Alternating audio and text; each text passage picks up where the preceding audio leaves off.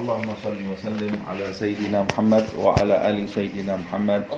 Nawaina ta'allum wa ta'lim wa naf'a wal intifa' wa tadhakkur wa tadhkir wal ifadah wal istifadah wal hath ala tamassuk fi kitabillah wa sunnati Rasulillah sallallahu alaihi wasallam wa ibtigha'a mardatihi wa thawabihi wa qurbihi. Kita lanjutkan tafsir surat An-Nisa. Sekarang kita sampai di ayat 174. Pada pertemuan yang lalu kita sama-sama membahas bagaimana Allah Subhanahu wa taala menjelaskan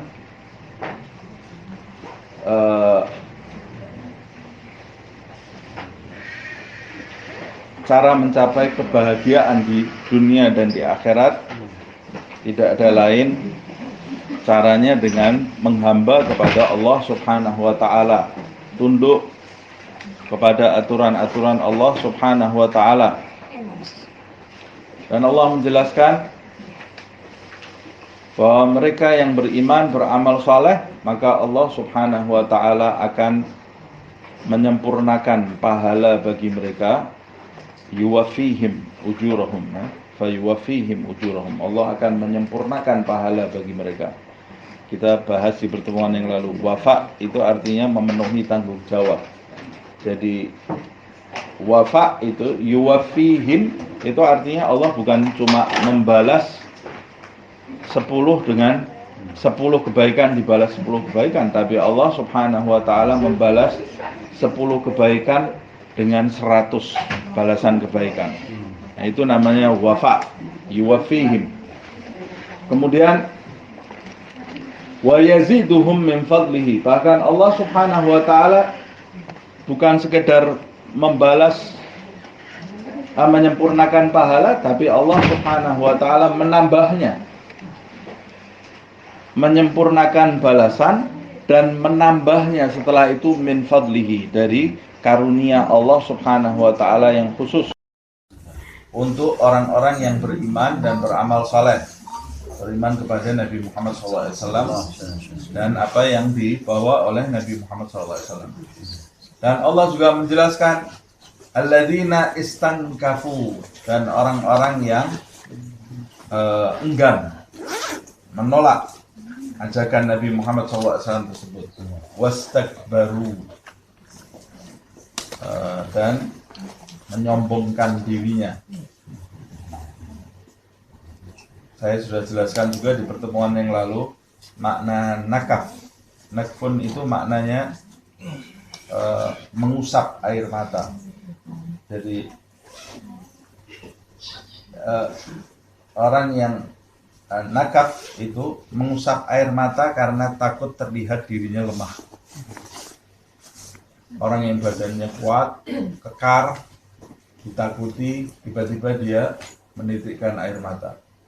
Dia mengusap air matanya supaya tidak terlihat lemah di hadapan orang lain.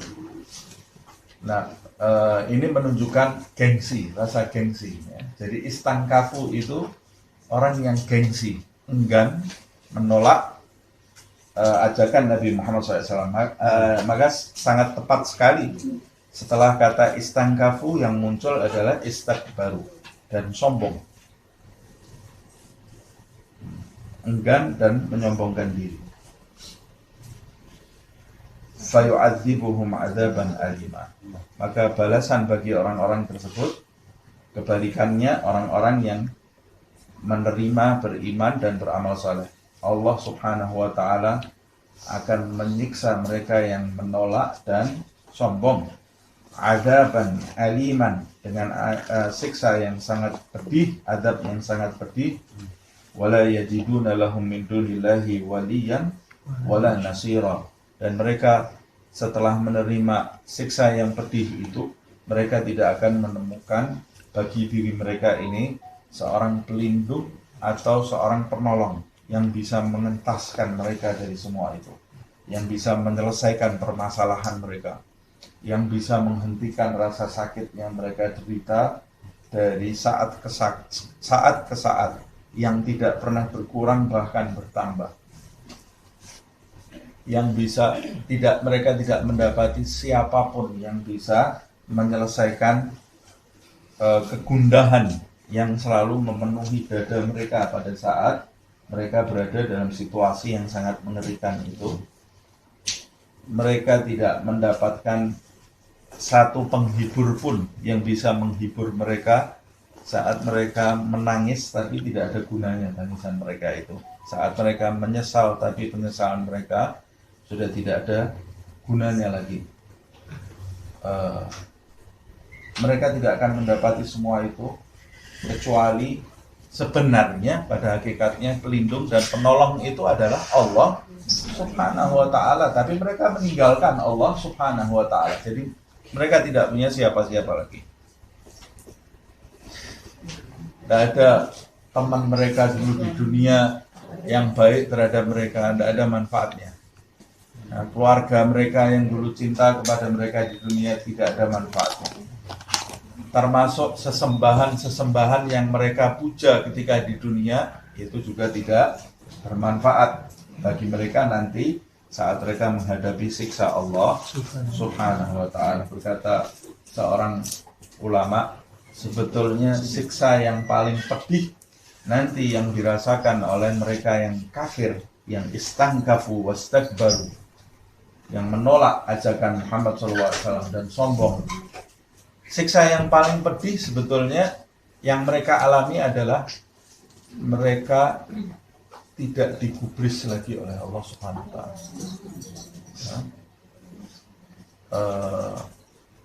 Tertutup dari rahmat Allah Subhanahu wa ta'ala. Itu lebih dari panasnya api neraka. Lebih dari siksaan yang bertubi-tubi mereka terima di dalam neraka. Tapi yang paling pedih sebetulnya ketika mereka itu tidak didengarkan lagi oleh Allah Subhanahu wa ta'ala. Sebab orang di dunia ini seberat apapun ujian yang mereka alami, kalau dia masih bergantung kepada Allah, dia itu masih memiliki secercah harapan. Nah, melalui doa-doanya, melalui pengaduannya kepada Allah Subhanahu wa ta'ala. Tapi kalau orang sudah tidak punya ikatan lagi dengan Allah Subhanahu wa ta'ala, ya hancur. Itu kehancuran yang sebenarnya. Itu seperti yang dialami oleh penduduk neraka nanti ketika dia sudah tidak ada ikatan lagi dengan Allah Subhanahu wa ta'ala. Allah tidak mau dia lagi, tidak mau mereka lagi. Ketika mereka menjerit memanggil Allah Subhanahu wa ta'ala, tidak ada jawaban, tidak ada harapan lagi bagi mereka. Nah, itulah siksa yang paling pedih. Sama seperti ketika penduduk surga masuk ke dalam surga, sebagian ulama mengatakan nikmat yang paling tinggi nanti yang dialami oleh penduduk surga adalah nikmat ridho Allah Subhanahu wa ta'ala.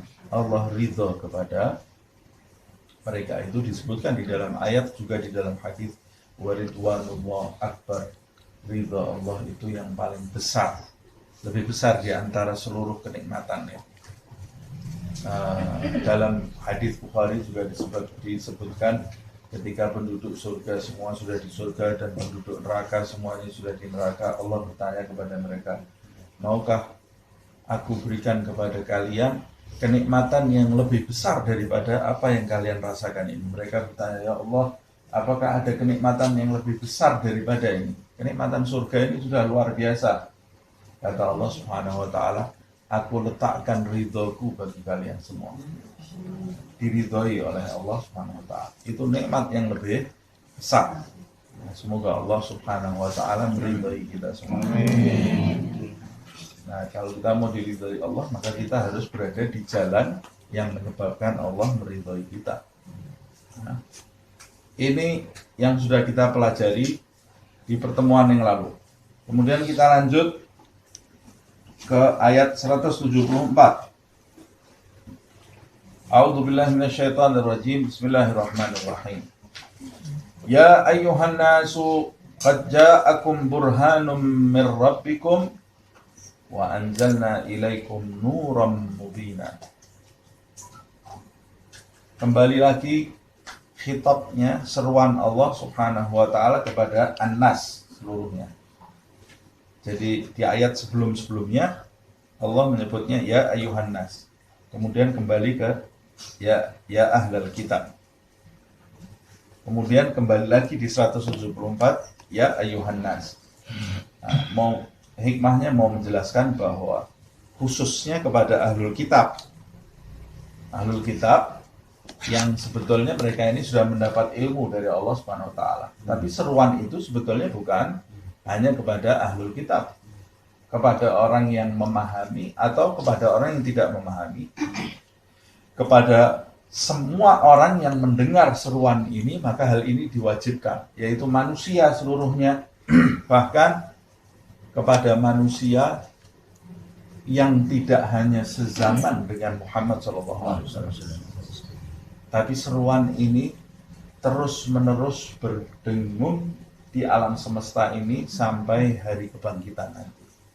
Ya ayuhan nas, hai manusia, qad ja'akum burhanun, telah datang kepada kalian burhan. Burhan itu ada hujjah. Hujjah itu bukti. Ada hak, kebenaran. Ada burhan. Burhan ini kalau diterjemahkan bukti kebenaran. Nah, tapi apa makna burhan yang sebenarnya? Burhan itu adalah kebenaran yang tidak bisa diragukan lagi. Nah, itu arti dari burhan. Kebenaran yang tidak bisa diragukan lagi. Maksudnya, orang yang ragu pun akan menerima. Nah, itu makna dari burhan. Jadi artinya, burhan itu kebenaran atau bukti-bukti yang menjadikan orang yang ragu pun tidak bisa menolaknya. Mau tidak mau mereka menerima. Berarti kalau ada orang yang menolak, mereka menolaknya bukan karena tidak mempercayai, tapi karena kesombongan. Keengganan dan kesombongan. Telah datang kepada kalian bukti-bukti yang kalian tidak bisa menolaknya. Apa yang dimaksud burhan ini? Yang dimaksud burhan ini adalah Muhammad SAW. Bukti-bukti itu yang kalian tidak bisa menolaknya adalah Nabi Muhammad SAW dan mukjizat-mukjizat yang dimunculkan oleh Allah Subhanahu wa taala kepada diri Nabi Muhammad SAW. Dan termasuk Muhammad itu sendiri adalah burhan dari Allah Subhanahu wa taala. Kita ketahui Nabi Muhammad SAW itu adalah bukti yang kuat, yang siapa yang memandangnya atau mendengar tentang beliau, maka mau tidak mau pasti mengaguminya. Bukan cuma sekedar respect atau hormat, tapi pasti mengagungkannya. Mengakui kebenarannya, menghormatinya, dan mengagungkan Muhammad SAW. Siapa yang mendengar tentang Nabi Muhammad SAW? Tapi mendengarnya dengan jujur. Nah, tidak ada tendensi apa-apa. Kalau kita lihat, kita kesampingkan dulu mukjizat Nabi Muhammad SAW. Kita lihat sosok Rasulullah SAW dan kehidupannya. Itu sendiri sudah merupakan bukti yang luar biasa. Kita lihat dia lahir dalam keadaan yatim. Tidak lama ibunya wafat.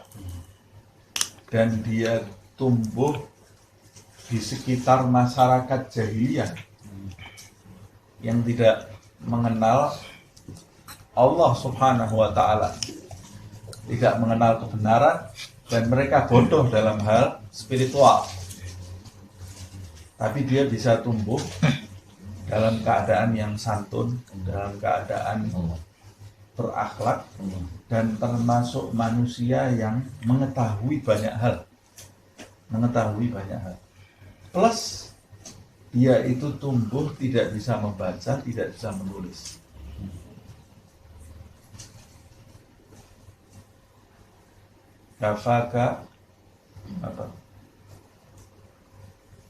Kafaka bil ummi fil jahiliyati wa ta'dibi fil yutumi. Nanti dilihat lagi di Bait Burdah itu, cukup bagimu itu mukjizat, hai Muhammad sallallahu alaihi wasallam. Cukup mukjizat kamu itu, kalau manusia mau meneliti, kamu ini tumbuh menjadi orang yang paling berilmu, padahal kamu itu seorang ummi yang tidak bisa membaca dan menulis. Dan kamu tumbuh menjadi manusia yang paling beradab, padahal kamu ini anak yatim. Tidak ada yang mendidik kamu. Tidak ada seorang bapak yang mendidik kamu. Bahkan ibunya wafat ketika usianya masih sangat kecil sekali, tapi dia tumbuh menjadi manusia yang paling beradab sampai dipuji oleh Allah Subhanahu wa Ta'ala, wa innaka la'ala khuluqin 'adzim. Dan engkau itu, hai Muhammad SAW, sesungguhnya berada di dalam budi pekerti yang paling mulia. Dan Nabi Muhammad SAW menjelaskan ilmu yang tidak diketahui oleh manusia yang paling pintar di zamannya. Bisa menjelaskan langit tentang langit, bisa menjelaskan tentang peredaran matahari, peredaran bumi, peredaran bulan, bisa menjelaskan bahwa matahari itu berotasi, seperti yang di surat Yasin, atau menjelaskan ilmu yang lainnya. Padahal Nabi tidak pernah membaca kitab manapun. Nabi bisa mengetahui sejarah manusia terdahulu. Nabi juga bisa mengetahui cerita-cerita tentang rasul-rasul terdahulu. Nabi mengetahui konsep ketuhanan Nasrani dan konsep ketuhanan Yahudi. Dari mana dia tidak bisa baca? Dan dia tidak pernah membaca Taurat, tidak pernah membaca Injil. Dia tinggal di Arab. Dari mana dia mengetahui semua itu? Nah, ini dari situ saja kita bisa tahu ini bukan sembarangan. Kemudian kalau kita perhatikan akhlaknya, waduh, kita akan tercengang sekali kalau kita baca sejarah hidup Rasulullah SAW. Bagaimana kesantunan Nabi Muhammad SAW, bagaimana kesabaran Rasulullah, bagaimana Rasulullah SAW memutuskan dari perkara yang satu ke perkara yang lain, menghadapi manusia dalam berbagai bentuk karakternya, kesabarannya terhadap istri-istrinya, kesabarannya terhadap sahabat-sahabatnya. Kita akan mendapati ini manusia yang sangat besar sekali. Bahkan bagaimana cara Nabi menghadapi musuh-musuhnya. Apa langkah-langkah yang dia lakukan. Kita pasti akan kagum. Bukan sekedar kagum, pasti akan mengagumkan orang ini. Belum lagi kita membahas bentuk tubuhnya Rasulullah SAW. Tidak ada celahnya, tidak ada celah dalam ciptaan Muhammad SAW. Tidak ada manusia yang seindah parasnya seperti Rasulullah SAW.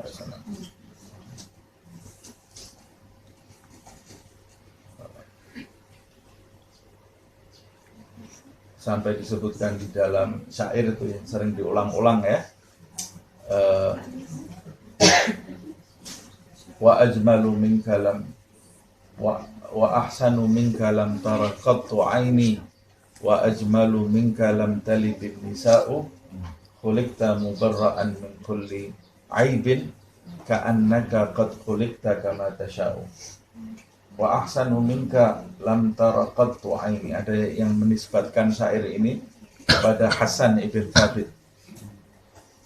Wa ahsanu minka lam tara qattu aini.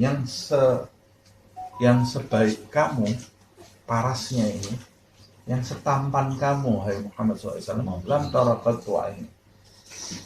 Mata ini tidak akan pernah memandang lagi yang setampan kamu. Nah, kata ulama, kalau ketampanan Nabi Yusuf itu separuhnya bulan purnama, kalau ketampanannya Nabi Muhammad SAW itu bulan purnama utuh yang tidak dibagi. Utuh bulan purnama tidak dibagi-bagi. Ketampanan, Jadi lebih ganteng dari Nabi Yusuf. lebih ganteng dari Nabi Yusuf.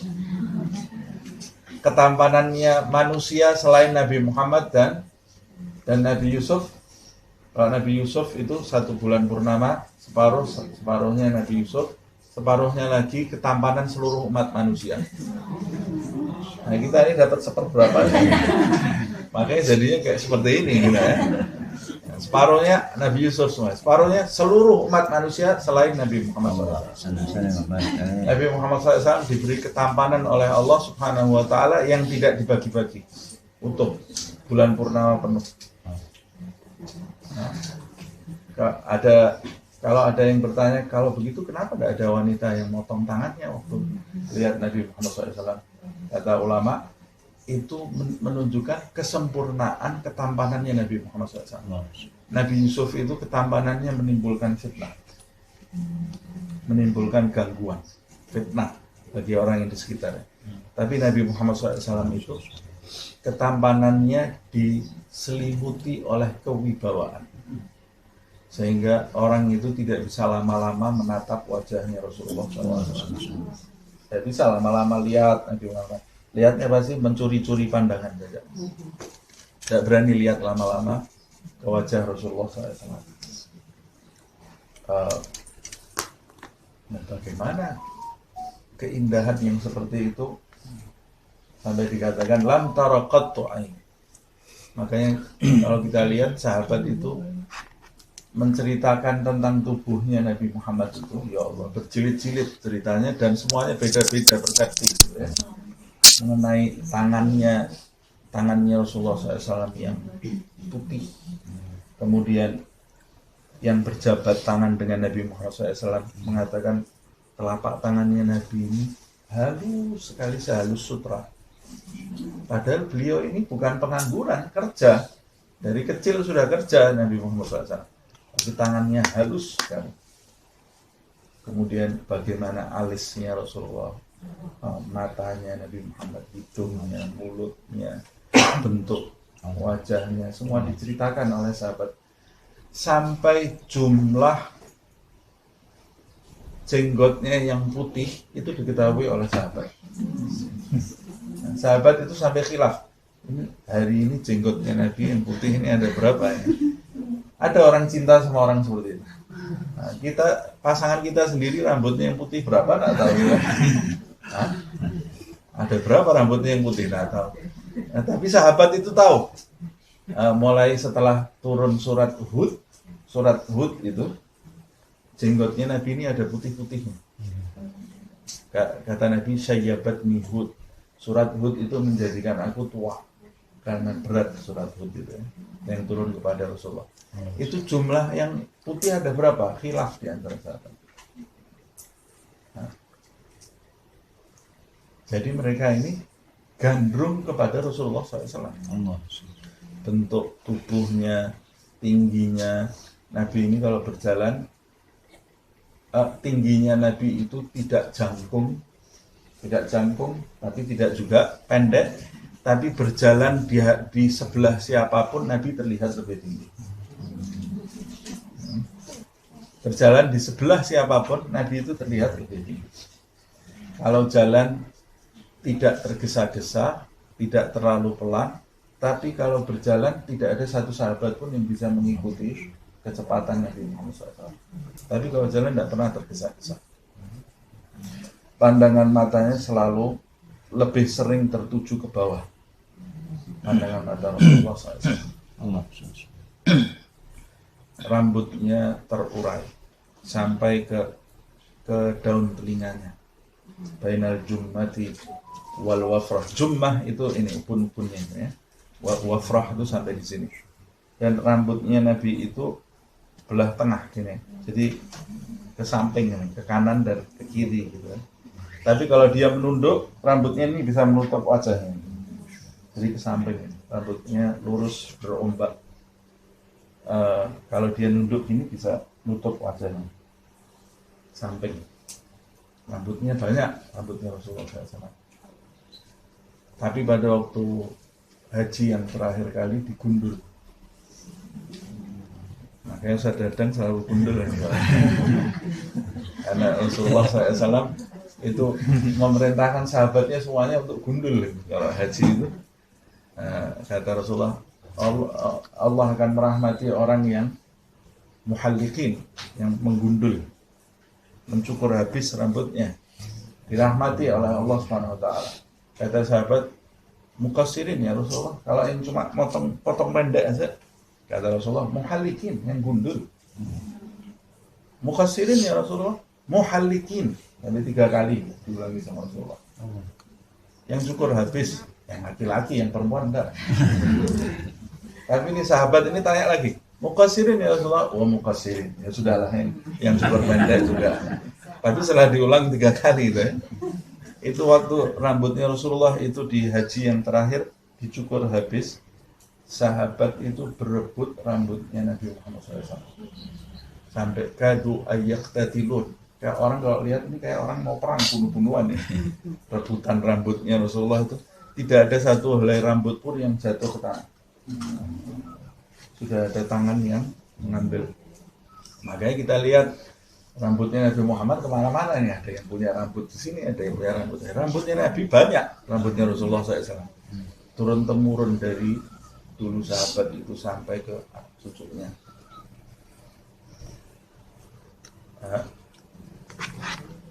Sebagian lagi memandang Rasulullah SAW. Ya Rasulullah, aku simpulkan kamu ini lebih indah dari bulan purnama. Kata sahabat itu, saya ini lihat Rasulullah, lihat bulan, lihat Rasulullah, lihat bulan. Saya simpulkan Rasulullah ini lebih indah dari bulan purnama. Kata sahabat. Wa ahsanu minka lam tara qattu aini wa ajmalu minka lam talidin nisa'u. Yang seindah kamu wahai Rasulullah, sudah tidak ada lagi wanita yang melahirkan. Tidak ada lagi itu limited edition. Sudah tidak ada lagi. Jangan nunggu-nunggu lagi orang yang lahir seindah Nabi Muhammad SAW. Tidak ada. Tidak ada. Yang beruntung Aminah melahirkan Nabi Muhammad SAW. Sampai akhirnya penyair ini menyimpulkan khuliqta mubarra'an min kulli aibin. Kamu ini tercipta tidak ada kurang setitik pun, tidak ada celah setitik pun. Mau dicari-cari ini kurangnya apa ya?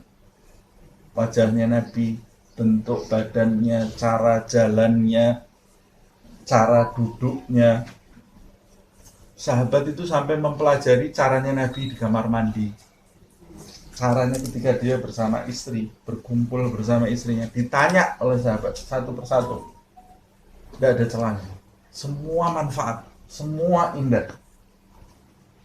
Khuliqta mubarra'an min kulli aibin. Kita kalau lihat orang, kita kagum sama orang ini ya. Coba ikuti 3 hari sama dia. Mesti nanti kita mulai kecewa. Wah, aduh, seminggu sudah daftarnya sudah banyak lagi. Walaupun itu pasangannya sendiri. Walaupun pasangannya sendiri. Dulu waktu pertama kenalan, wah, kau bagaikan. Begitu malam pertama, malam kedua, aduh, sudah biasa, sudah jadi biasa.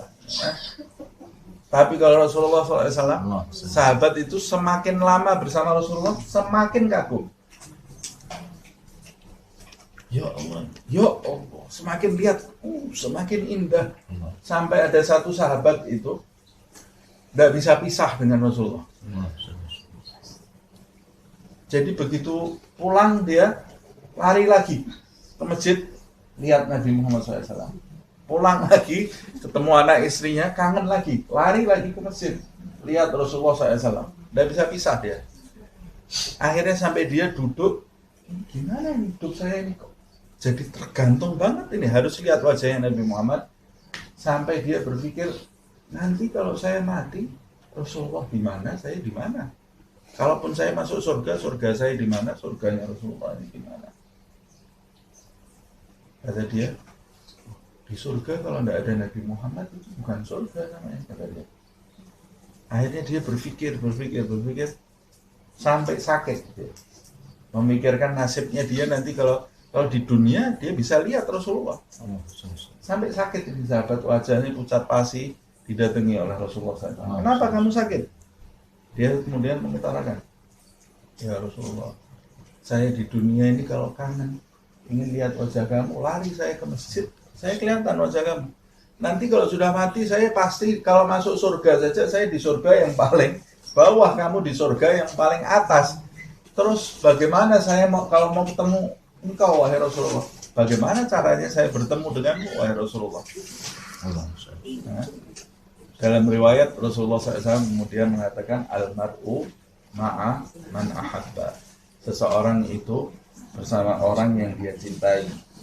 Dalam ayat juga, ulaika ma'alladzina an'amallahu minan nabiyyin was-siddiqin wasyuhada was-salihin. Kita kalau tidak bisa seperti orang-orang besar, paling tidak kita mencintai mereka. Karena mencintai mereka itu akan menimbulkan ikatan. Nah, ikatan itu yang disebut ma'iyah, kebersamaan. Kebersamaan ini sesuatu yang besar. Kita tidak bisa suruh seperti Rasulullah SAW, berakhlak seperti Nabi. Siapa yang tidak? Walaupun itu contoh, harus ditiru. Tapi seperti beliau, tidak bisa kita. Jangan seperti beliau, seperti Abu Bakar As-Siddiq. Waduh, besar sekali, tidak bisa. Seperti Sayyidina Umar ibn al-Khattab, siapa yang sanggup?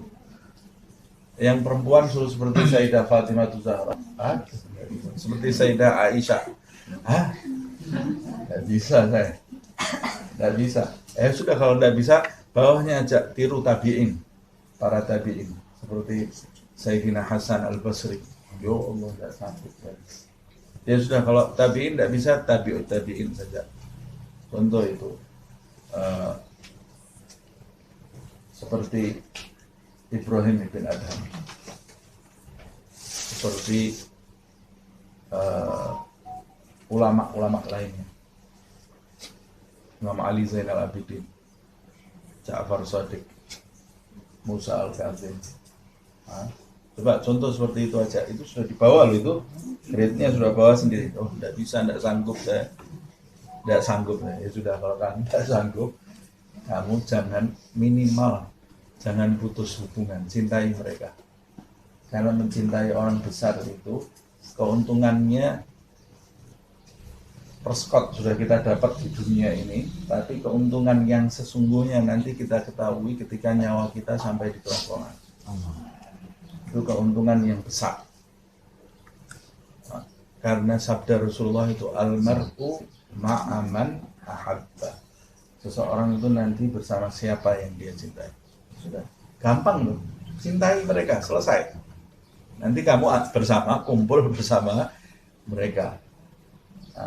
Fa'in lam takun mithlahum fatashabbahu fa'inna tashabbuha bil kirami falahu. Kalau kamu tidak bisa jadi mereka, maka paling tidak serupailah mereka, menyerupai mereka. Dulu Rasulullah kalau pagi apa yang dilakukan?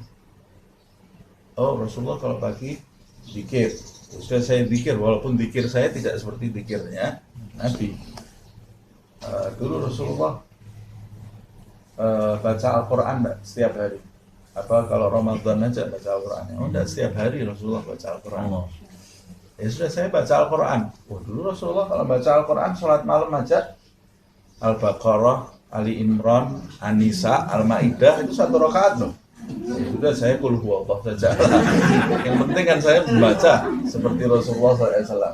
Tadi contoh aja, menyerupai dia, menyerupai Nabi Muhammad SAW. Oh, dulu Rasulullah kalau masuk kamar mandi kaki apa? Kaki kiri dulu. Sudah saya contoh kaki kiri dulu. Keluarnya kaki kanan. Kalau makan bagaimana Rasulullah? Baca doa dulu. Makannya tangan kanan, bukan tangan kiri. Itu salah satu cara menyerupai Nabi Muhammad SAW yang nanti menimbulkan ikatan antara kita dengan Nabi Muhammad SAW, dan itu akan menguntungkan kita. Kalau kita gaya hidupnya sudah bukan gaya hidupnya Nabi lagi, terus apa yang mau kita bawa nanti ke akhirat? Ibadahnya kepada Allah. Kalau kita mengharapkan ibadah kita kepada Allah, ya Allah, malaikat aja mentertawakan kita. Ini sholat apa ini? Mau saya tulis sholat apa enggak ini? Malaikat ini sholat. Ditulis sholat apa enggak ini orang ini? Waktu ngaji, ini ngaji betul apa enggak ini orang? Waktu zikir, kelihatannya mulutnya zikir, tapi kok apa ini zikir betul apa enggak ini? Kalau lihat ibadah kita, nah yang mau kita sodorkan ke Allah, waduh, dibuang semua. Bukan seperti ibadah, belum lagi maksiatnya juga jalan terus. Ya sudah, satu-satunya modal kita buka ikatan yang kuat kepada Sang Burhan, bukti yang kuat dari Allah Subhanahu wa Ta'ala. Nabi Muhammad SAW. Ini saya kan tadi mau menceritakan bagaimana efek dari fisiknya Nabi saja, memandang Nabi, belum akhlaknya, belum kehidupannya. Jadi andai kata Nabi itu tidak datang membawa, Allah tidak memunculkan mukjizat bisa membelah bulan. Nabi membelah bulan. Tidak memunculkan mukjizat Isra Mi'raj. Tidak memancar air dari sela-sela jari Nabi Muhammad SAW. Andai kata Nabi tidak musab orang langsung sembuh. Andai kata Nabi Muhammad tidak menghidupkan orang mati, Nabi Muhammad itu menghidupkan orang mati juga. Dalam riwayat, walaupun lemah, bapak ibunya itu dihidupkan oleh Nabi Muhammad SAW. Bapak ibunya Nabi sendiri itu dihidupkan oleh Rasulullah SAW, syahadat terus meninggal lagi. Walaupun hadisnya lemah. Ya. Ada juga satu orang bapak yang kehilangan putrinya, datang ke Nabi Muhammad, ya Rasulullah, saya tidak tahan pisah dengan putri saya, tolong hidupkan lagi. Tadilah kata Rasulullah, masa dihidupkan lagi? Tidak ya Rasulullah, kamu bisa, saya tahu. Hidupkan lagi ya Rasulullah, saya ini tidak bisa sholat, tidak bisa apa-apa ini. Terngiang-ngiang putri saya, terus diajak oleh orang itu ke makam putrinya. Nabi tidak langsung menghidupkan, tapi ditanya oleh Nabi, wahai Fulanah binti Fulan, ayah kamu ini datang kepadaku meminta agar aku menghidupkanmu kembali atas izin Allah Subhanahu wa Ta'ala. Bagaimana menurut pendapatmu? Putrinya jawab dari kubur. Didengar ayahnya, wahai Rasulullah, sampaikan ke ayahku jangan dihidupkan lagi. Aku ini sudah bahagia kok di sini. Kalau dia cinta kepadaku kan dia ingin aku bahagia. Jangan dihidupkan lagi, nanti pikiran lagi aku kena dunia lagi ini ya. Sekarang ini aku sudah bahagia. Jadi yang sudah wafat itu bahagia. Kalau mau bersedih, bersedih kepada dirinya sendiri yang masih di dunia ini ya. Masih banyak cobaannya. Nah, mukjizatnya Nabi begitu banyak. Andai kata tidak ada mukjizat itu, Nabi itu sendiri itu adalah mukjizat yang besar. Nah, bukan cuma di zamannya, di alam semesta seluruhnya. Karena kemunculan Muhammad SAW di alam semesta ini dinantikan oleh seluruh makhluk Allah di alam semesta ini.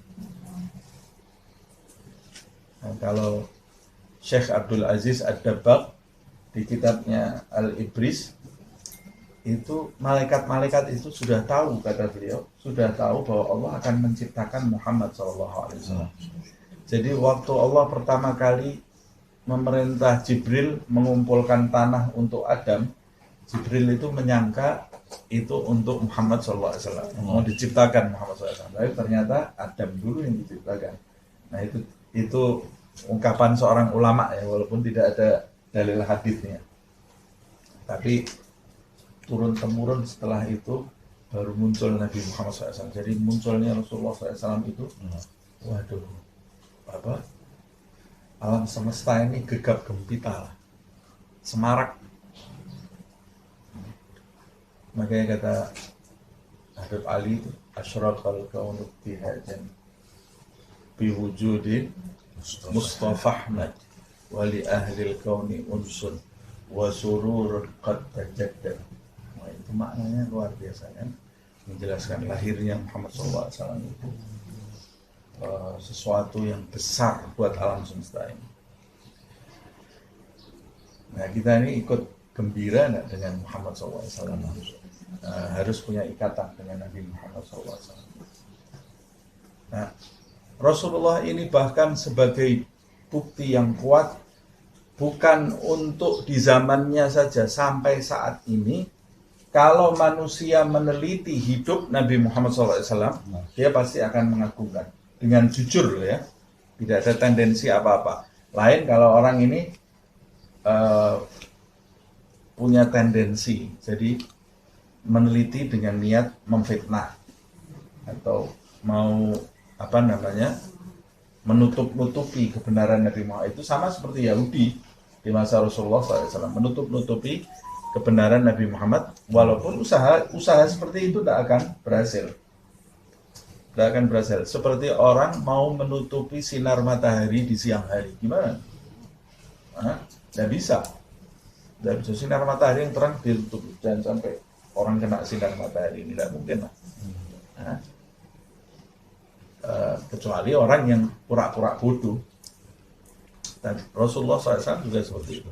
Makanya kita lihat ilmuwan-ilmuwan di luar sana, atau ahli sejarah maksud saya, ahli sejarah di luar sana yang baik beragama Islam ataupun yang tidak beragama Islam, ketika meneliti sejarah, dia jujur meneliti sejarah itu, dia mau tidak mau mengakui kebesaran Nabi Muhammad SAW. Bukan cuma sekedar menghormati, saya katakan tadi ya, tapi mengagungkan. Tidak ada manusia seperti itu. Tidak ada sejarah seperti itu. Semuanya nomor satu. Tidak ada manusia seperti itu. Tidak ada hidup yang seindah hidupnya Nabi. Tidak ada sahabat yang seagung sahabat Nabi. Tidak ada keluarga yang seagung keluarga Nabi Muhammad SAW. Sampai ulama, tidak ada tempat yang semulia tempat yang disinggahi Nabi. Di masa Nabi hidup, tempat yang paling mulia di muka bumi ini berpindah-pindah sesuai dengan pindahnya Nabi Muhammad. Sampai ulama mengatakan, kalau Nabi Muhammad waktu itu ada di kamar mandi, ya tempat yang paling mulia di muka bumi ini adalah kamar mandi itu. Karena Nabi Muhammad SAW ada di situ. Lebih mulia bahkan dari Ka'bah. Nah, sekarang tempat yang paling mulia mana? Ya ada di Masjid Nabawi itu. Dan di situ dikubur Rasulullah SAW. Nah, tidak ada sholat asar, sholat duhur, sholat subuh, sholat isya, sholat maghrib yang paling agung seperti sholat tersebut yang sedang dikerjakan Nabi Muhammad SAW. Makanya para ahli tafsir ada yang menafsirkan wal asri, surat al-asr itu, wal asri, ada yang menafsirkan Allah bersumpah demi sholat asar yang sedang dikerjakan Nabi Muhammad SAW. Nah, karena sholat asar yang kita kerjakan agung. Wah, sholat asar yang kita kerjakan ini sama cepat-cepatan. Tapi sholat asar yang agung itu sholat asar yang dikerjakan oleh Nabi Muhammad SAW. Itu sholat asar yang paling besar. Dan begitu juga sholat-sholat yang lainnya. Nah, kita sampai melihat ada orang Yahudi yang kagum terhadap Nabi Muhammad. Ini di zaman ini kalau di YouTube itu saya pernah dikasih linknya itu ya. Ada satu ahli sejarah juga, namanya siapa? Enemerisimo atau apa ya. Itu kebetulan ada saudara saya yang pernah belajar Dia dosen juga kalau tidak salah ya. Di Jerman itu, ya. Itu dia kata saudara saya kalau sudah menyebut nama Nabi Muhammad nangis. Tapi belum Islam loh ya. Belum Islam. Tapi begitu nyebut namanya Nabi Muhammad itu dia bisa melelehkan air mata. Ya tidak heran lah, karena ini burhan dari Allah Subhanahu wa Ta'ala. Apa tadi maknanya burhan? Bukti kebenaran yang tidak ada celah bagi siapapun untuk meragukan. Tidak ada celah bagi siapa.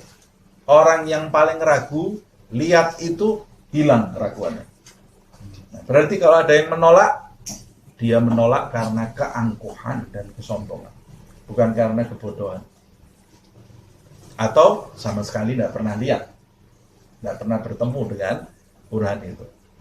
Nah itu tidak pernah mendengar tentang dia, nah, itu lain hal. Tapi begitu dia tahu, dia pasti mau tidak mau menerimanya. Mau tidak mau dia menerimanya.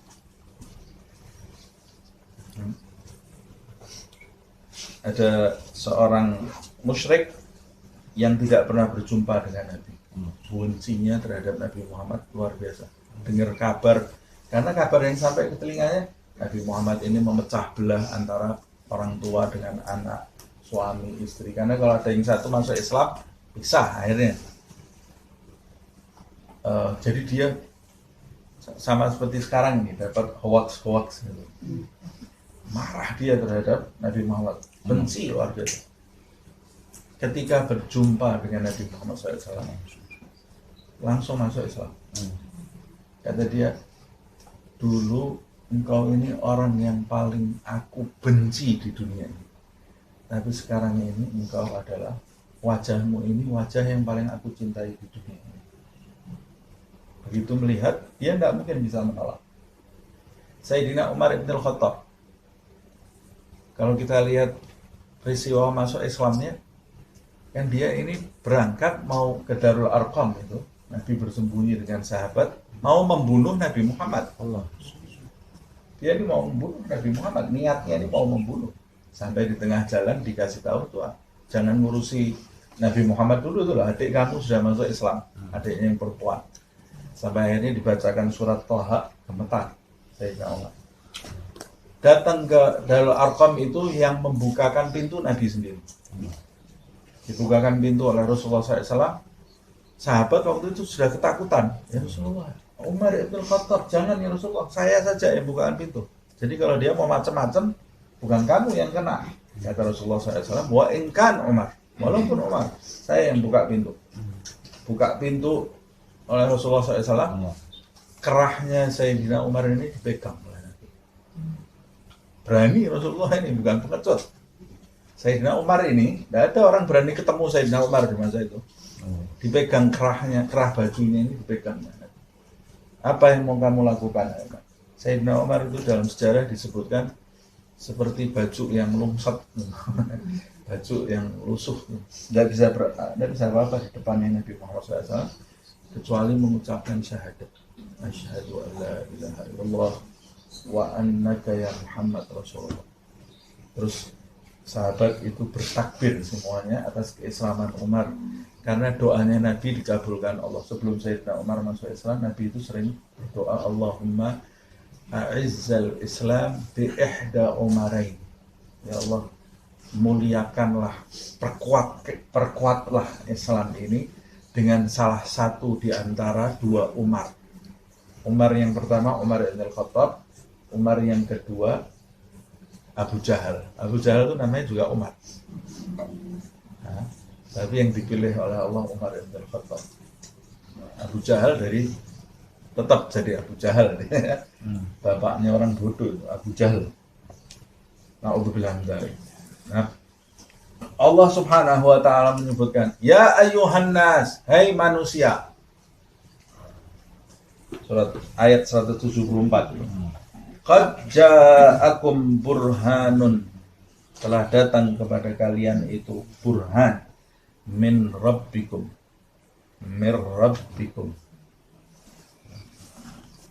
datang dari Tuhan kalian. dan kalian tidak bisa menolaknya. Wa anzalna ilaikum, dan di samping kami Allah Tuhan kalian mendatangkan sang burhan itu, kami juga menurunkan kepada kalian nuran, cahaya, mubinan, yang terang benderang. Apa cahaya ini? Yang dimaksud cahaya di sini adalah Al-Quran. Cahaya yang terang benderang. Nah, yang dimaksud cahaya yang terang benderang itu bisa bermakna di dalamnya tidak ada keraguan sama sekali. Jelas, tidak ada yang membingungkan. Tidak ada ayat-ayatnya yang bertentangan yang satu dengan yang lain, tapi saling melengkapi. Cahaya yang terang itu juga bisa bermakna kalau engkau mempelajarinya, maka engkau akan mendapatkan petunjuk dari Allah Subhanahu wa taala. Jadi cahaya yang terang itu bisa bermakna petunjuk,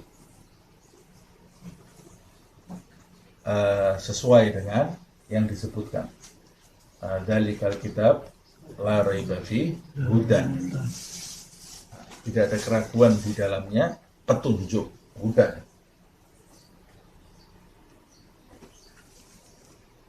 Sebagian ulama mengatakan siapa yang menyelami Al-Quran, membacanya dengan sungguh-sungguh, dengan adab, maka Allah Subhanahu wa ta'ala akan menerangi kegelapan hatinya.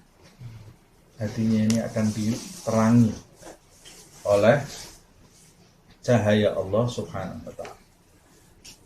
Kata Rasulullah SAW, cahaya itu jika masuk ke dalam dada seseorang, maka akan menjadikannya lapang, luas. Maksudnya apa? Cahaya itu kalau sudah masuk ke dalam dada seseorang, orang itu melihat dunia ini jadi luas. Tidak ada yang menjadikan sempit, tidak ada yang menjadikan khawatir, tidak ada yang menjadikan dia sedih. La khaufun alaihim walahum yahzanun. Dada ini jadi luas. Ciri-cirinya bagaimana? Ya Rasulullah, ditanya oleh sahabat, ya Rasulullah, apa ciri-cirinya orang yang sudah dimasuki cahaya Allah Subhanahu wa ta'ala di dalam dadanya? Kata Rasulullah, at-tajafi an daril ghurur. Dia menjauh dari dunia yang menipu. Ya, dunia ini tidak berhasrat terhadap dunia. Dan dia bersiap-siap menuju ke alam berikutnya. Nah, itu ciri-cirinya siap-siap, persiapan menyongsong kematian. Itu ciri-ciri orang yang dadanya sudah dimasuki cahaya ilahi. Nah, kita lihat diri kita, kalau kita masih berhasrat kepada dunia ini, ya berarti cahayanya belum masuk, ya. Belum masuk. Di antaranya yaitu dengan membaca Al-Quran ini, sebab Al-Quran ini nuran mubina, cahaya. Makanya jangan tinggalkan Al-Quran. Jangan tinggalkan Al-Quran. Teliti, renungi Al-Quran. Jangan jadikan Al-Quran sebagai sambilan hidup kita. Bagaimana akalnya seseorang ini, ya? Kalau umpamanya dia berada dalam situasi yang bisa menjadikan dia hancur, kemudian dia diberi panduan atau diberi alat bagaimana caranya dia selamat dari kehancuran. Kira-kira dia akan mempelajari panduan tersebut dengan serius atau meletakkan panduan ini, atau membacanya kalau sempat aja lah. Kalau sempat saya kata, enggak. Loh, ini kalau kamu baca, kamu ini selamat. Harusnya kamu tidak menjadikan itu sebagai sambilan. Harusnya kamu akan meluangkan waktu membaca panduan tadi dengan benar. Kita kalau beli barang baru, kayak beli TV atau beli apa aja, itu kan pasti ada panduannya. Atau beli mesin cuci baru, ini cara nyalakannya gimana ini mesin cuci, ada panduannya. Pasti kita baca dulu satu-satu. Kalau kita main pencet, rusak mesin fungsinya.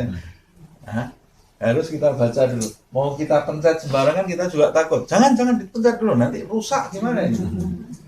Nah, baca dulu yang betul. Oh ternyata ini buat ini buat ini, ini buat ini. Nah sama dengan itu dalam hidup Al-Quran, harusnya kita kalau mau bertindak, jangan bertindak sembarangan. Kamu ini ada panduannya supaya kamu tidak binasa. Ada cahaya yang sangat jelas dari Allah SWT, Al-Quran. Oh saya tidak pernah baca, tidak bagaimana? Kamu nggak pernah baca Al-Quran, terus mau jalan yang lurus dapat dari mana? Panduannya tidak pernah kamu publis. Atau kamu membacanya tapi tidak pernah meneliti. Harus diteliti, dikaji.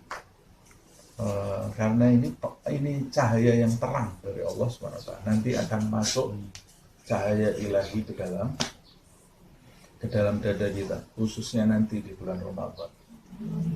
Nah, karena di bulan Ramadan itu Al-Quran itu diturunkan oleh Allah Subhanahu wa taala. Syahrul Ramadan alladzi unzila fihi al-Qur'an hudan lin-nas wa bayyinatin minal huda wal furqan. Bulan Ramadan yang di dalamnya diturunkan Al-Quran. Diturunkan Al-Quran oleh Allah Subhanahu wa taala, dan sampai di bulan Ramadan ini kita menjauhi Al-Quran. Maksudnya bukan banyak-banyakan hataman. Ya, kalau bisa hatam banyak itu bagus, tapi yang lebih penting menyelami, merenungi Al-Quran. Imam Syafi'i itu kalau selain bulan Ramadan 3 hari sekali hatam Al-Quran. Tapi kalau di bulan Ramadan dia tambah, dia menambah. Kalau tidak bisa 3 hari, seminggu sekali. Kalau tidak bisa seminggu sekali, sebulan sekali berusaha menghatamkan Al-Quran. Kalau tidak bisa satu kali duduk, satu juz dipisah-pisah. Nah, 2 lembar, nanti bisa 1 juz. Nah, semua orang tahu kemampuannya masing-masing. Ustadz saya kalau 1 juz sebulan saja tidak bisa saya. Ya sudah, berarti kamu mulai jadi target, harus bisa minimal 1 bulan sekali hatam. Jadi target.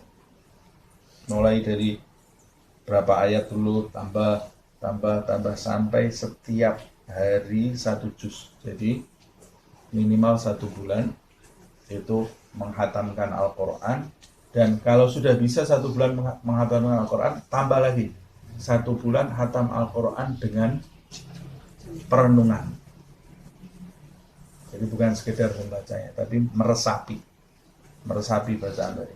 Karena kalau kita meresapi, cahaya yang disebut oleh Allah ini akan masuk ke dalam jiwa kita. Kita lanjutkan. Wa anzalna ilaikum nuram mubina. 175. Fa ammal ladzina amanu billah, dan orang-orang yang beriman kepada Allah. Kalau beriman kepada Allah, berarti beriman kepada Allah berarti dia percaya itu burhan yang diturunkan oleh Allah, dan kitab yang dibawa oleh burhan itu adalah nuran mubina. Beriman kepada Allah Subhanahu wa taala berarti menerima Nabi Muhammad SAW dan menerima apa yang dibawa oleh Nabi Muhammad SAW. Siapa yang beriman kepada Allah tapi beriman saja tidak cukup, wa'tasamu bihi, berpegang teguh kepada Allah. Maksudnya berpegang teguh kepada Allah, maksudnya kepada ajarannya, kepada panduan-panduannya. Wa'tasamu dalam ayat yang lain, wa'tasamu bihablillah, berpegang teguh terhadap tali Allah Subhanahu wa taala.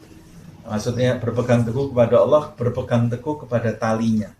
Maksudnya talinya di sini ya petunjuk agama Allah Subhanahu wa taala. Muhammad sallallahu alaihi wasallam itu talinya Allah Subhanahu wa taala. Jadi Allah ini mengumpamakan dunia itu adalah titian yang kalau kita tergelincir kita akan binasa.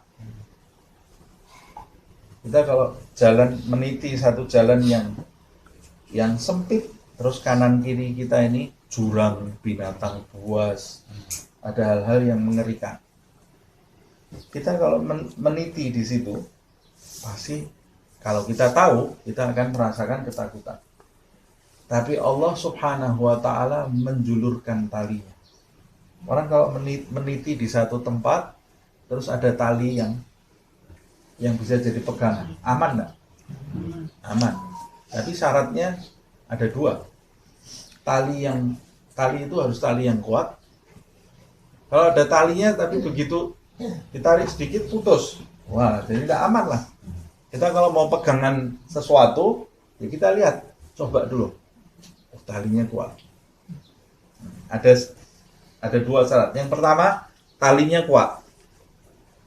Talinya Allah ini tali terkuat. Yang kedua, yang megang harus benar-benar. Kalau talinya kuat, yang megang setengah-setengah, ya bisa merosot juga dia jatuh. Nah, talinya Allah itu sudah pasti kuat. Nah, kamu mau pegangan benar atau enggak? Kalau kamu enggak pegangan yang benar, ya kamu bisa jatuh. Makanya Allah perintahkan di sini, wa'tasamu, pegang kuat-kuat. Pegang kuat-kuat talinya Allah SWT.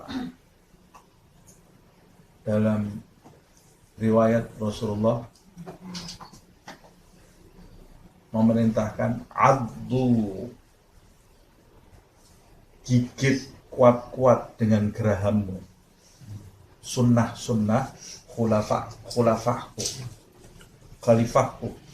khulafaur rasyidin, kata Rasulullah, gigit kuat-kuat dengan gerahammu. Maksudnya kalau pegangan itu pegangan yang betul, jangan setengah-setengah. Kalau setengah-setengah kita tergelincir. Totalitas, jalankan, terapkan di dalam hidup kita. Nanti kita hidup ini, walaupun di dunia ini tempatnya ujian, kita ini nanti akan tergolong orang-orang yang selamat. Tapi syaratnya itu tadi, wa'tasamu bihablillah. Selamat kita. Mau ada bencana di mana, harga minyak naik, harga telur naik, itu urusannya orang yang tidak berpegang kepada tali Allah. Orang yang berpegang kepada tali Allah, la khaufun alaihim, tenang hidupnya. Loh, ujiannya ada enggak? Ya ada ujiannya. Ujian, memang kita tinggal di negeri ujian kok. Ujiannya ada, tapi kita akan menjalani itu dengan tenang. Rasulullah ini orang yang paling berat ujiannya, Nabi Muhammad SAW. Tapi kalau kita lihat hidupnya Nabi itu indah semuanya. Indah. Nah, kata Allah Subhanahu wa Ta'ala, berpegang teguhlah kepada talinya. Tali Allah Subhanahu wa Ta'ala. Terus apa yang terjadi ya Allah? Kalau saya sudah berpegang teguh kepada talimu, apa yang saya dapatkan ya Allah? Fasayudkhiluhum fi rahmatin minhu. Ya, maka dia Allah Subhanahu wa Ta'ala akan memasukkan mereka yang berpegang teguh kepada talinya, akan memasukkan mereka ke dalam rahmat darinya. Nah, ada yang menafsirkan rahmat di sini adalah surga. Ada yang menafsirkan rahmat di sini adalah lingkaran rahmat Allah Subhanahu wa Ta'ala. Nah, orang yang masuk ke dalam lingkaran rahmat Allah Subhanahu wa Ta'ala, dia tidak mungkin celaka lagi. Tidak mungkin celaka, tidak mungkin binasa.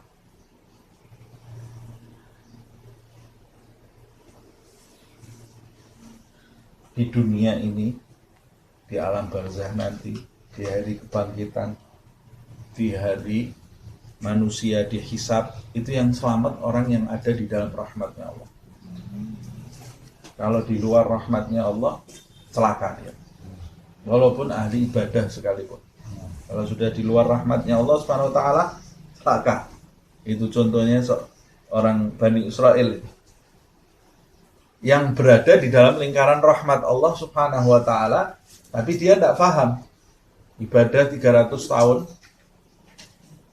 300 tahun ibadahnya, tidak kumpul orang, tidak ketemu orang, isinya rukuk, sujud, zikir, rukuk, sujud, zikir. Makannya cuma dari buah-buahan yang rontok dari pohon yang ada di dekatnya. Minumnya melalui ada batu, keluar airnya sedikit, minumnya dari situ, naik lagi, sholat 300 tahun.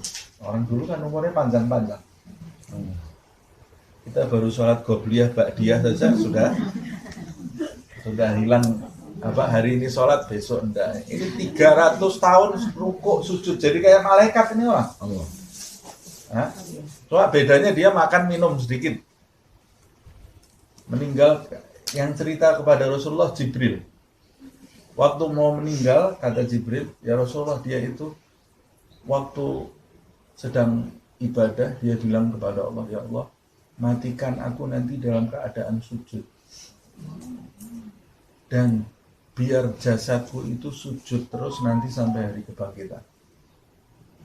Nanti waktu dibangkitkan, aku mau dibangkitkan, angkat kepalaku dari sujud. Minta kepada Allah. Dikabulkan oleh Allah. Ada orang sujud lamanya seperti itu ya.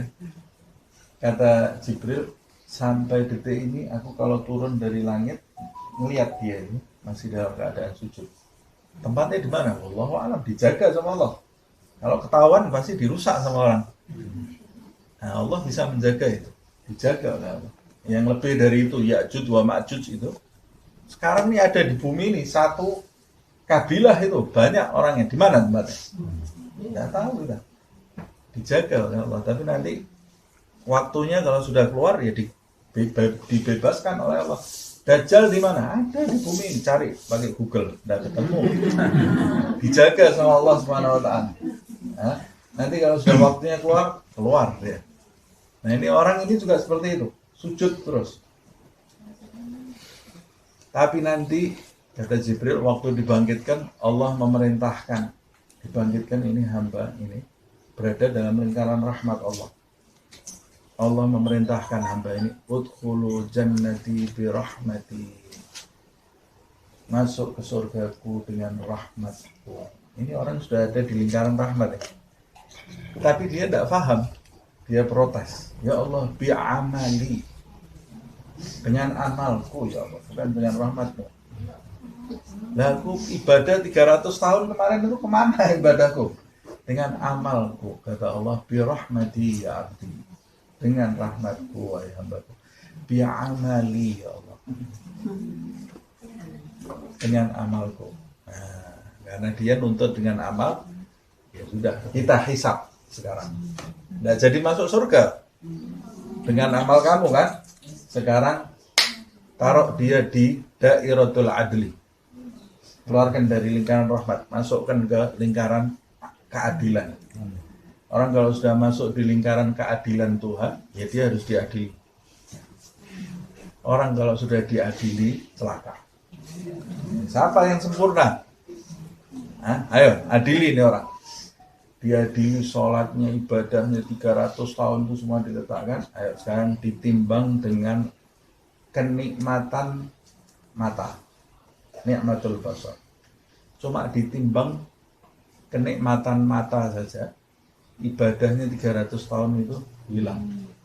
Belum bisa bayar kenikmatan mata. Nah, sekarang masukkan ke neraka.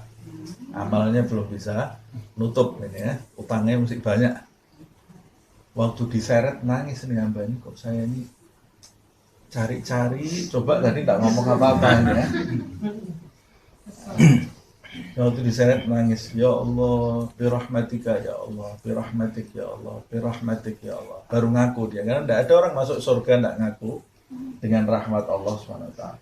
Jadi dia diseret ke neraka sambil teriak, birahmatika ya Allah, birahmatika ya Allah. Kata Allah, stop, sekarang masukkan ke surga. Nah, ini sudah ngaku ini. Nah, kita mau ada di lingkaran keadilan atau lingkaran rahmat? Minta rahmatnya Allah SWT. Di lingkaran rahmat Allah SWT, kalau ada kurang-kurangnya nanti ditutup sama Allah SWT. Tapi syaratnya apa? Terima.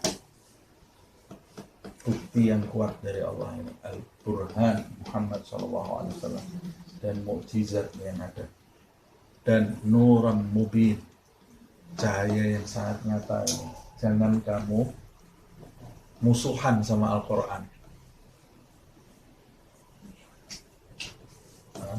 Jangan musuhan sama Al-Quran.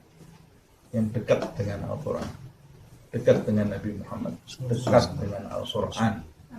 Nanti fasayudkhiluhum, Allah Subhanahu wa ta'ala akan memasukkan fi rahmatin minhu, rahmat darinya, dari Allah Subhanahu wa ta'ala, wa fadlin, dan bukan cuma rahmat tapi karunia darinya. Nah, ada yang menafsirkan tadi saya katakan rahmat itu surga, fadlin karunia, surga dan kenikmatannya. Karunia itu kenikmatan tambahan dari Allah Subhanahu wa ta'ala nanti di surga. Seperti yang saya sampaikan tadi, ridhonya Allah Subhanahu wa ta'ala. Mendengarkan bacaan Al-Quran langsung dari Allah. Dari Nabi Daud, Nabi Muhammad SAW. Kemudian dari Allah Subhanahu wa ta'ala. Jadi nanti ada namanya surga Jannatul Mazid. Jannatul Mazid. Ada surga kan ada macam-macam. Jannatul Mazid itu semua yang di dalamnya kenikmatannya maknawi. Tidak ada yang materi. Tidak ada bidadari, tidak ada makan-makan, tidak ada. Tapi kenikmatan maknawi. Mendengarkan Al-Quran dari Allah. Itu lebih nikmat daripada materi. Bayangkan kita kalau dengarkan qari Al-Quran yang suaranya paling enak itu, waduh, tenang, hati kita senang. Bayangkan kalau kita dengarkan suaranya Nabi Daud. Nabi Daud itu kalau baca Zabur, jenazah 100, 150 histeris, mati. Nabi Daud.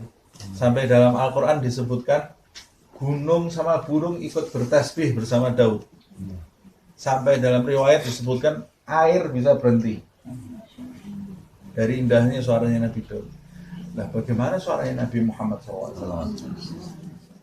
Terus bagaimana Allah nanti membaca Al-Quran itu indahnya seperti apa? Mudah-mudahan kita dengar bacaan Al-Quran dari Allah SWT. Itu kenikmatan maknawi. Ya, tapi dari sekarang yang cinta dengan Al-Quran. Kenikmatan maknawi yang lain memandang Nabi Muhammad SAW. Nanti di surga dengan kedudukannya yang tinggi. Kenikmatan maknawi yang lain memandang Allah Subhanahu wa ta'ala. Bayangkan kalau Nabi Yusuf seperti itu, bagaimana dengan penciptanya Yusuf, Allah Subhanahu wa ta'ala, memandang Allah Subhanahu wa ta'ala. Wujuhu yawma idzin nadhirah ila rabbiha nadhirah. Nah, wajah yang di saat itu bersinar-sinar karena memandang wajah Tuhannya, wajah Allah Subhanahu wa ta'ala. Ini kenikmatan maknawi. Nah, ada yang mengatakan fadl itu tambahan kenikmatan di atas kenikmatan. Nah, kalau yang menafsirkan rahmat itu lingkaran rahmat Allah, fadl itu kedudukan di sisi Allah Subhanahu wa ta'ala. Maqam, kedudukan, kedekatan di sisi Allah Subhanahu wa ta'ala. Karomah dari Allah. Kewalian. Syaratnya amanu wa'tasamu. I'tasama ya'tasimu itu berpegang kuat. Yang namanya pegangan kuat itu bukan seminggu berhenti 2 minggu, habis itu seminggu giat lagi. Wah, ya kepleset. Waktu 3 minggu libur itu kepleset ya. Sakit, terbentur kanan, terbentur kiri.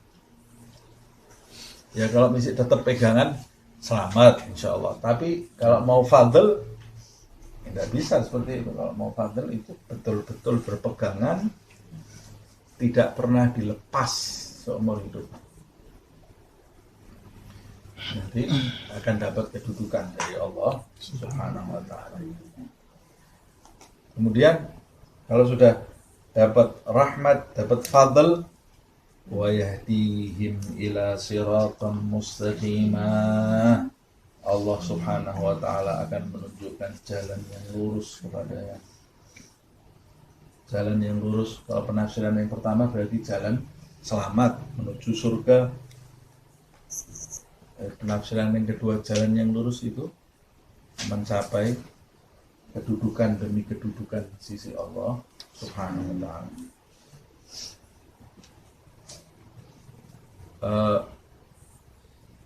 Yahdihim itu berarti Allah menunjukkan jalan yang lurus sehingga dia bisa melewati jalan tadi. Dia dapat rambu-rambu dari Allah Subhanahu wa taala. Jangan, ini jangan. Nanti dia mau makan, jangan, ada silang.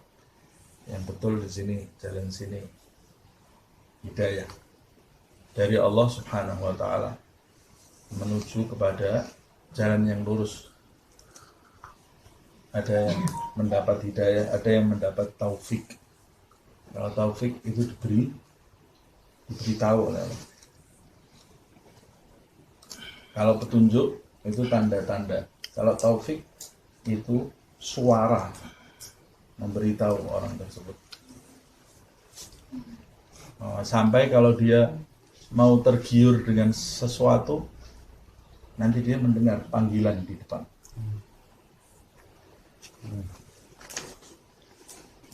Ada orang mendapat kelebihan dari Allah Subhanahu wa taala.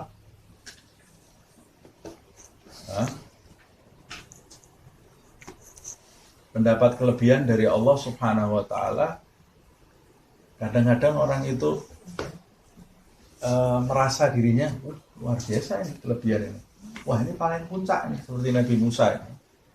Nabi Musa kan tanya ke Allah, ya Allah, apa ada hamba yang dapat sesuatu yang lebih dari ini?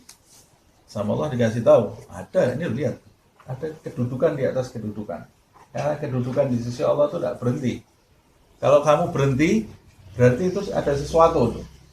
Nah, hamba yang sudah dapat taufik, kalau dia berhenti di satu kedudukan karena merasakan kenikmatan di kedudukan itu, nanti dia akan mendapat taufik. Ada kata-kata yang di belakang ini lebih besar lagi. Jadi dia tidak berhenti, jalan terus, jalan ke depan terus. Nah, sama seperti itu.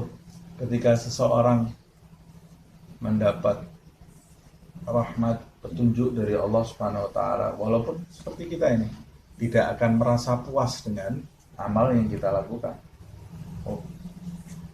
Kalau orang sudah merasa puas, sudah, yang penting saya ngaji, saya sholat, saya begini, sudah selesai, saya orang baik. Betul lah, dia orang baik. Betul, dia orang baik. Tapi ada salahnya. Dia berhenti di satu titik.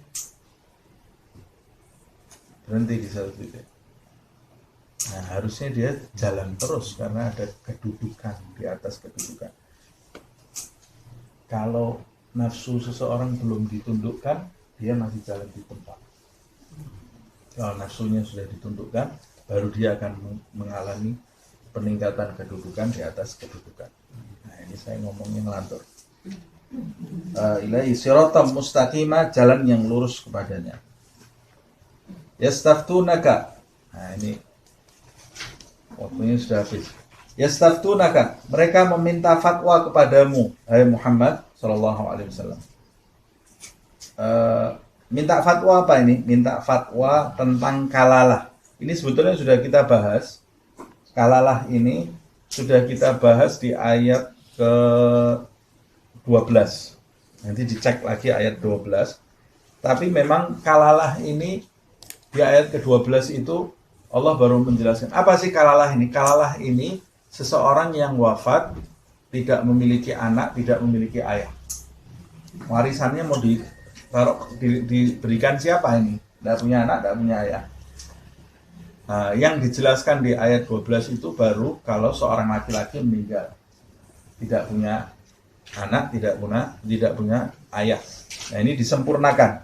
Yastaftunaka, mereka ini terus-menerus meminta fatwa dari Muhammad SAW, yaitu fatwa tentang kalalah ini. Memang sahabat ini yang tanya sebetulnya asbabun nuzulnya dari satu orang, Jabir ibn Abdullah. Tapi sebetulnya sahabat itu semuanya bertanya-tanya tentang kalalah ini, termasuk Sayyidina Umar yang getol terus tanya tentang kalalah. Sampai terakhir oleh Rasulullah bajunya dipegang gitu ya, sandarkan ke dinding gitu, bajunya dipegang. Umar, cukup, fatwa kalalahnya sudah berhenti di akhir surat An-Nisa, kata Rasulullah. Jangan minta lagi kamu, ini sudah terakhir. Nah, mereka minta fatwa kepadamu tentang kalalah ini. Qulillahu yuftikum fil kalalah. Katakan kepada mereka, hai Muhammad SAW, Allah memberikan fatwa kepada kalian tentang kalalah. Maksudnya menyempurnakan penjelasannya dari ayat yang ke-12 itu. Ini mru'un halaka. Jika ada seseorang yang halak di sini maksudnya wafat. Laisa lahu waladun. Tapi dia tidak punya anak.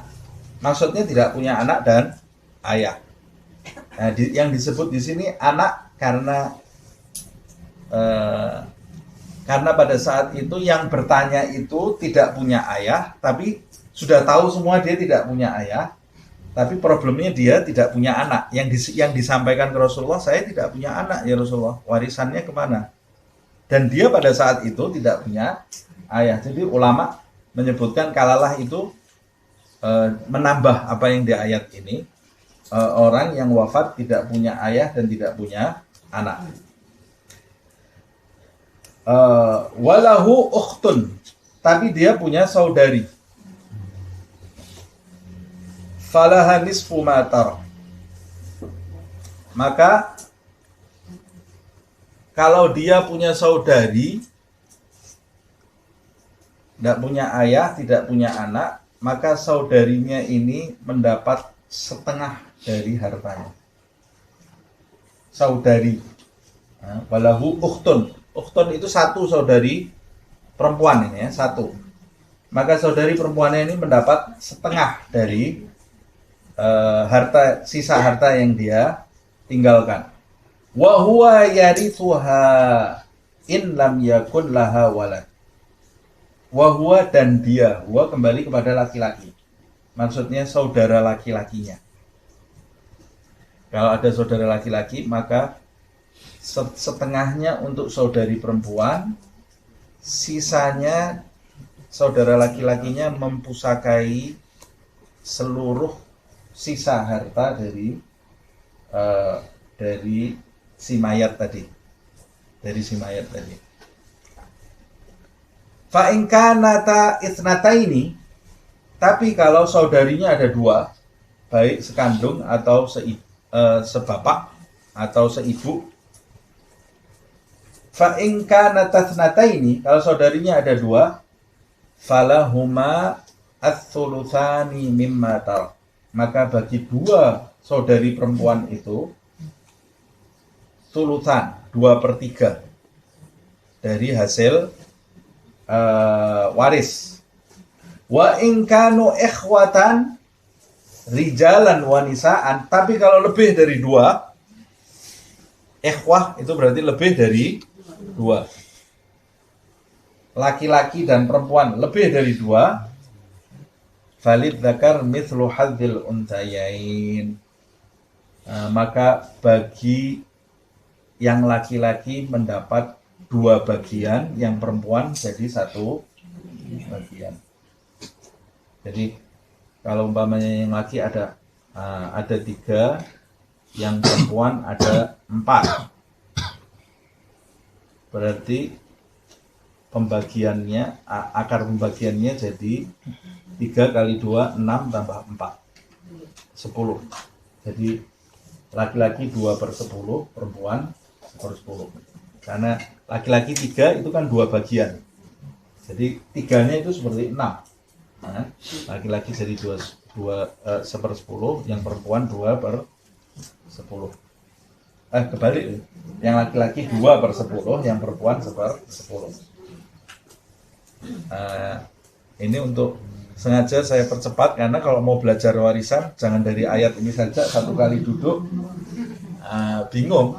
Nah, nanti kalau mau belajar warisan ya duduk membahas ilmu waris. Ilmu waris ini termasuk ilmu yang sangat langka. Kata Rasulullah SAW, nanti ilmu yang pertama kali hilang ilmu warisan. Ilmu warisan untuk ilmu yang pertama kali hilang. Artinya akan sedikit orang yang mengetahui. Yubayyinullah lakum an tadillu. Allah Subhanahu wa taala memberikan petunjuk, menjelaskan kepada kalian agar kalian tidak tersesat. Wallahu bikulli syai'in alim. Dan Allah Subhanahu wa taala itu Maha mengetahui terhadap segala sesuatu. Nah, pertama ada dua hal ini. Ayat ini kok tahu-tahu disebut setelah bahas masalah balasan itu ya, rahmat ini. Dan ini ditutup kelanjutan dari ayat ke-12. Kenapa kok baru ditutupnya? Ada hikmahnya. Ada ulama yang mengatakan ya sudah seperti itu aturan Al-Quran. Tapi ada ulama yang mengatakan ayat ini tahu-tahu muncul di akhir. Itu ada hikmahnya. Hikmah yang pertama, kalau dari sejarah, karena ayat yang di 12 itu masih menimbulkan pertanyaan. Menimbulkan pertanyaan. Nah, ayat ini turun menyempurnakan ayat yang ke-12 itu. Ini turunnya pada saat perjalanan haji yang terakhir. Di perjalanan. Kemudian yang kedua, kenapa ini kok tahu-tahu membahas hukum Allah? Karena di ayat sebelumnya tadi Allah Subhanahu wa taala akan menjelaskan wa'tasamu bihi. Kemudian menjelaskan wa anzalna ilaikum nuran mubinah, Al-Qur'an. Wa'tasamu bihi. Berpegang teguhlah kepada ajaran Allah Subhanahu wa taala termasuk dalam hal warisan ini. Karena mereka bertanya-tanya tentang masalah kalalah ya. Jadi kalau kamu termasuk orang yang berpegang teguh kepada hukum Allah Subhanahu wa taala, urusan warisan ya praktekkan hukum-hukum Allah Subhanahu wa taala. Jangan buat-buat hukum sendiri.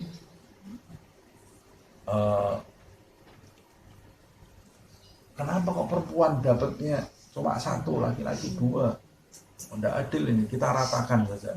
Pasti nanti terjadi ketimpangan. Kalau kamu lakukan apa yang diperintahkan Allah Subhanahu wa taala, sudah kamu imani, kamu praktekkan, nanti kamu akan senang hidup kamu. Tapi kalau kamu rubah-rubah sendiri, nanti pasti akan mendapatkan ketimpangan.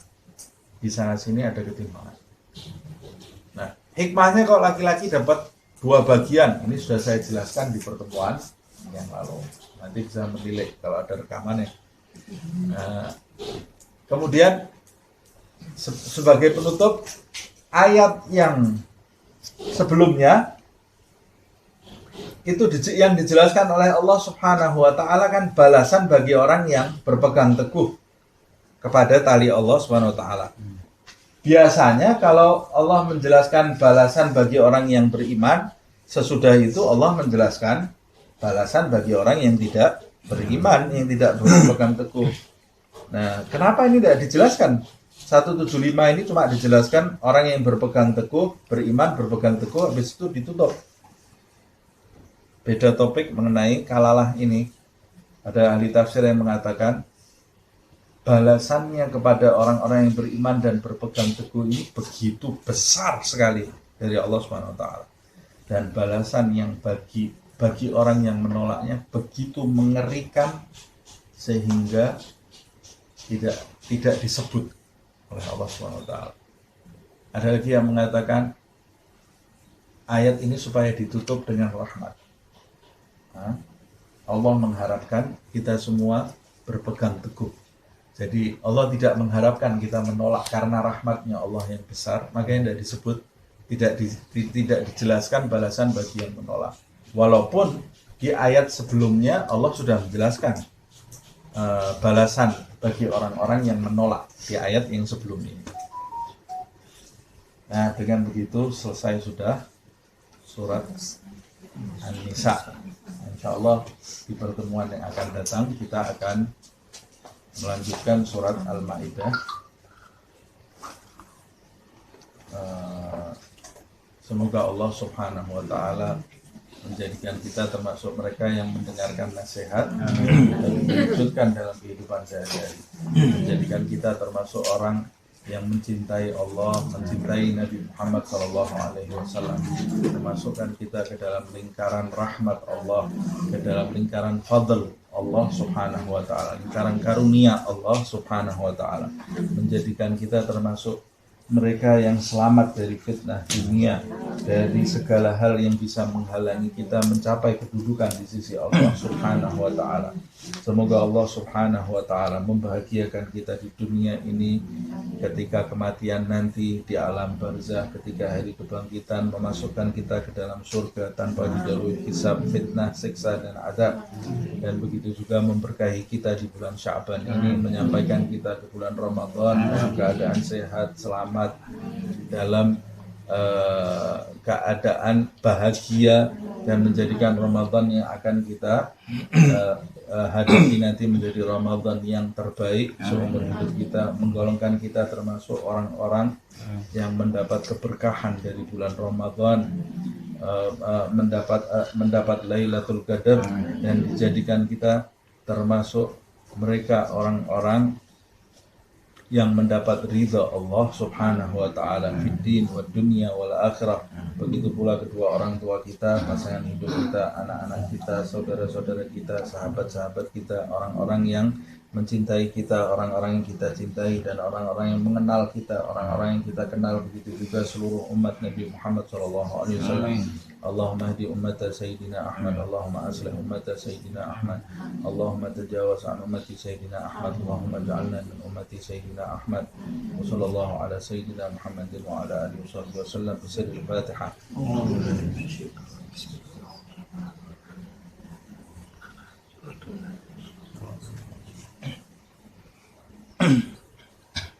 يا ربنا اعترفنا بأننا اقترفنا وأننا أسرفنا على لظى أشرفنا، فتب علينا توبة تغسل لكل حوبة، واستر لنا العورات وآمن الروعة، واغفر لوالدينا ربي ومولودينا والأهل والإخوان وسائر الخلان وكل ذي محبة أو جيرة أو صحبة والمسلمين أجمع آمين. ربي اسمع فضلا وجودا منا لا باكتساب منا، بالمصطفى الرسول نعظى بكل سور، بالمصطفى الرسول نعظى بكل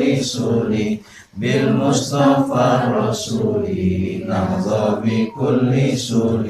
صلى وسلم ربي عليه عد الحب وآله وصحبه عدد طش الصحب، والحمد لله بالبدء والتناهي. سبحانك اللهم وبحمدك أشهد أن لا إله إلا أنت أستغفرك وأتوب إليك. سبحان ربك رب العزة عما يصفون وسلام على المرسلين والحمد لله رب العالمين والعفو.